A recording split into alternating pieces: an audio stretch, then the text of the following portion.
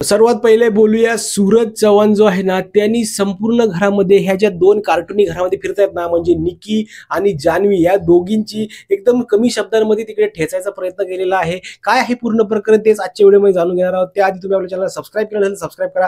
चला आता मुद्द्याकडे वळूया. मुद्दा असा आहे की हा जो सूरज भाऊ आहे ना, तिकडे आरामात आपला लिव्हिंग एरियामध्ये बसलेला असतो. सर्वात पहिला इन्सिडेंट तुम्हाला सांगतो.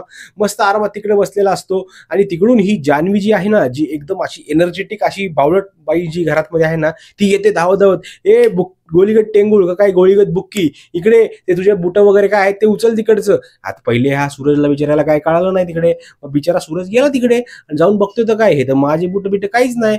मग तो तिला बोलतो, भाई तू ज्याचे जे आहेत ना त्याला जाऊन सांग, तू ज्याचे जे आहेत ना त्याला जाऊन सांग, मला नको सांगू. मी तिकडे बसलो होतो शांत चित्तेने, ते मला घेऊन आले तिकडे, हे माझं नाहीये. तर तिकडे बाहेर जातो तो, पुन्हा बोलतो आपल्या कोणासोबत पंढरीनाथ होते का कोण होते माहित नाही मला, पण तिथे कोणासोबत जाऊन तो बोलत असं सांगत असतो, माझं नव्हतं तिथं काहीच आणि ही मला तिकडे घेऊन जाते. आणि तेवढ्यात ती जान्हवी बाहेर येते तिकडून आणि मग हा बोलतो, ती बोलते ह्याला की तोंडावर बोल ना, माझ्या तोंडावर बोल.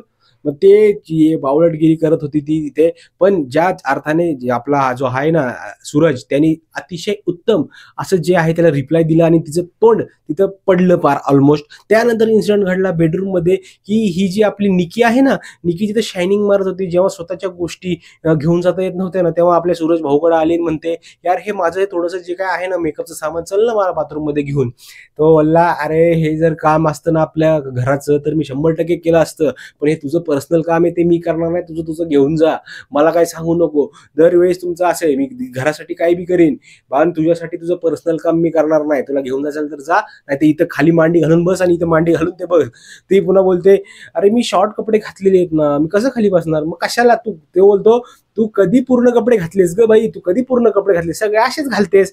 इथं पण तिने एकदम कमी शब्दांमध्ये तिचा रोस्ट करून टाकलेला आहे.